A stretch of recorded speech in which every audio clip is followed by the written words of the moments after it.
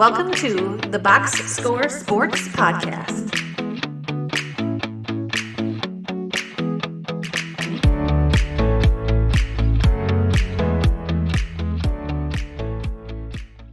Welcome back, everybody, to the Box Score Sports Podcast. I'm your host, Ryan. On today's YouTube clip, what we're going to talk about the Lions losing to the Seattle Seahawks, unfortunately. So if this is your first time listening, I am a Lions backer. They're my second favorite team. They've been my dad's team since I was obviously born. So I have been rooting for the Lions so my dad could find some happiness. My number one team is the Dolphins. That's my favorite team, but I have to talk about this Lions game because it was a close game. We're going to focus on some positive, but we got to talk about some negatives. I think we'll start out, though, and let me know in the comments below what you thought of the game, the Seahawks and the Lions. I do want to have one disclaimer, though, before we get into the pros and cons. There was an obvious holding call that was missed on the touchdown play in overtime that would have made it 3rd and 7. And, like on Twitter, we're so dramatic at times. Did the refs screw over the Lions? That's the big question. No. Okay. The Lions kind of shot themselves in the foot a couple times. We'll talk about that in a second. But even if there was a penalty on that play, it would have just been 3rd and 7. So the Seahawks still would have had a chance to score a touchdown and then kick a field goal if they didn't get that touchdown. And then the Lions would have had to respond. So although it may be prevented the Lions from having an opportunity to stop the Seattle Seahawks from scoring a touchdown and getting the ball back, it didn't screw the Lions out of a victory. It just kind of took them out of the opportunity that they may have had to win the game. So I just want to make that clear. I was mad about the holding. It was a clear hold. I don't know how the officials missed it. I'm going to be honest with you guys. It's kind of ridiculous. You had two officials in the backfield, and it was Hutchinson alone on that island, and he was clearly being held. The fact they didn't throw the flag on that is totally ridiculous, but it did not lose the Lions the game. We don't know what would have happened. It just made the Lions lose out on an opportunity to, make a stand on 3rd and 7. And who knows what would happen after that. But with that out of the way, let's push past that. Let's just talk about some of the things I liked and maybe you liked as well about the Lions game, and then we'll talk about some of the things we didn't like. But first of all, Jared Goff on point. That offense looked like they did last year, the 14th best offense in the league as far as 14th, the 4th best offense in the league last year as far as points per game. Jared Goff only had 7 incompletion. He looked good, except there was, it's always just one throw. You're only one throw away of having a bad game. He had that pick 6 that really hurt the team. And other than that, I liked what Goff did. Goff is looking good. He seems really comfortable in that offense. St. Brown, he looks amazing. Like always, he had over 100 yards, and he missed almost a quarter and a half.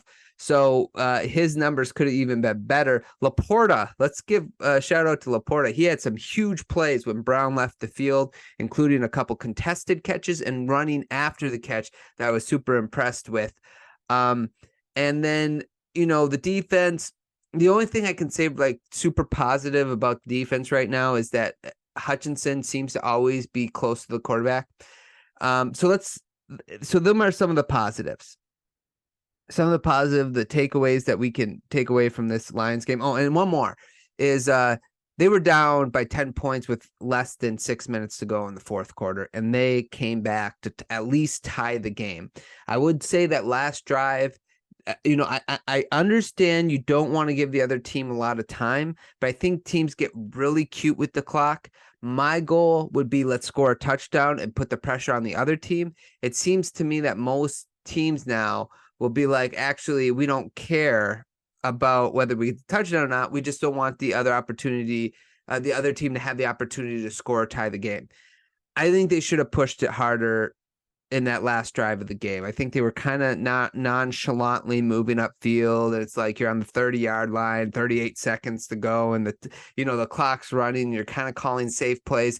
I would have rather seen them Try to be a little bit more aggressive. Even if you score with 30 seconds left, 30 seconds or less, and you score a touchdown and you leave 30 seconds on the clock, the other team can score a touchdown in that amount of time. You don't deserve to win anyway. That's why we say there's 3 phases of the game. They're supposed to work together. So let's focus though, but it was still a good comeback. I thought they showed resilience, and that's the Lions that we've come to know in the last 2 years. But let's shift our focus to some negatives. First of all, the turnovers were killer.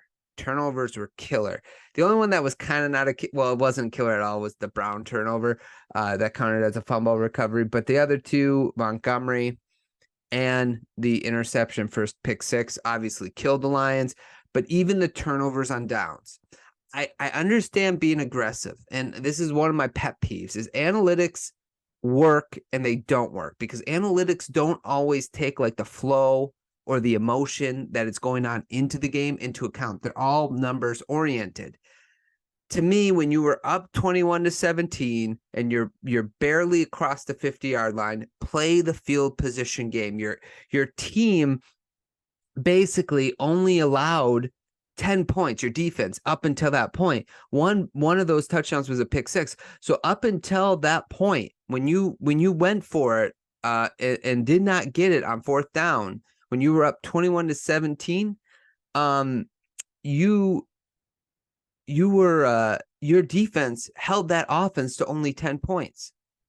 So to me, I just don't get that. I get like being aggressive, but you can't be all one way. You have to know the flow of the game. If you rely too much on the numbers, too much on analytics, you're just gonna keep shooting yourself in the foot, like I think Dan Campbell did in that situation. Now, obviously, it's a hindsight. Like we look back and we just judge decisions based on results. I'm telling you right now that I didn't like it when they were doing it. You can believe me or not, but that's the truth. I didn't like that they were going for it there. I'm sorry that it wasn't a smart choice in my opinion. Another negative. Can we get someone that can rush the passer other than Hutchinson? I just feel like Hutchinson's the only one that's constantly getting to the quarterback the last 2 weeks. Houston was good last year, got a sack last week. This week I think he got injured halfway through the game, or he ended up being out, but nobody else like really got to the quarterback. There was a sack, but that was Geno Smith running around, mainly because Hutchinson applied the pressure in that play.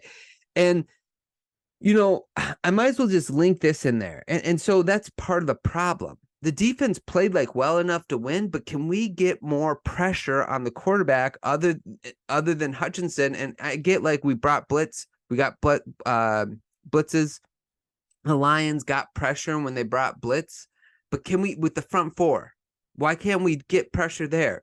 Well, maybe it's because you don't use resources there, or you didn't use good enough resources to get another pass rusher. I'm not going to go on a rant, but I'm going to kind of go on a rant. Gibbs, are the 1st-round pick of the Detroit Lions that everybody was saying all offseason. You'll see he's worth that 12th pick. The first 2 weeks, has he really? At least Robinson has looked like a top 10 pick. Gibbs does not look like a top 15 pick right now. And I know you got to be patient. I'm not trying to judge him. And I think he can be a really good player. And I'm excited to see what he could do. But the problem is he touched the ball 14 times, guys, and he only had quick math, 56 yards, 7 catches, 7 rushes. He averaged 2.4 yards a carry. And this is why you don't spend resources on a running back, not high resources, not the 1st-round pick, because there were other options in the draft where we traded back that we could have got. The Lions could have got another pass rusher. The Eagles guy, he's slipping I want to say Javon Walker, but that ain't right. What's it? Javon Carter? The defensive lineman I'm talking about. Why can't I think? I got to look it up. But we could have had him. The Lions could have had him, a difference maker on the line to help Hutchinson out. But the problem is we fall in love with like these skill position players because everybody's about fantasy football and they're like, oh, this guy, he's going to just change the way we look at running backs. Yeah, it so far hasn't. Now, to be fair, that's a little bit of a rant. We have to be patient with that, with that thought. Jalen Carter, that's who I was thinking of. Javon Carter, whatever, I'm dumb. But the point is, Jalen Carter was available, and he's doing really well in Philadelphia. And we passed on him for a running back. Look at how good Swift did for the Eagles Thursday night. And he was worth a 3rd-round pick. I just don't get why teams do that. It just doesn't make a lot of sense to me that I can't, and I didn't even hear Jack Campbell's name either. So I'm not, people, this is what we were sold on. I'm just saying, this is what we were sold on by the Lions organization. They drafted Gibbs and they drafted Campbell because they're going to make an instant impact immediately when we start the football season. That's what we were sold on. Well, the first 2 weeks, neither one of them has made that great of an impact. I'm sorry, they haven't. So we sit here and we're 1-1. Just like I think the Vikings are 0-2, the Bears are 0-2, the Packers are 1-1. So, we didn't gain any ground on the division. I keep saying we. What I mean is the Lions. The Lions haven't gained ground on the division. So it just kind of frustrates me after 2 weeks. This is, you got to be patient though. I got to be patient. So that's my instant reaction. It's a bummer we lost. There was some good things. There's some bad things and obviously things that I just overreact to, but that's why this is an instant reaction. Just don't draft running backs in the 1st round. That's all I'm saying. You don't do that. Okay. Rant over. Okay, guys, I hope you enjoyed listening. Tell me how wrong I am in the comments. Leave a comment below. Tell me I'm an idiot. I'm overreacting. Just one game. I get it. Let me know. We'll talk to you guys soon. Thanks so much for watching this clip of the Box Score Sports Podcast. I hope you guys enjoyed. If you haven't yet, please subscribe to our channel. Follow us on Instagram and Twitter or X. And we'll talk to you guys real soon. See ya.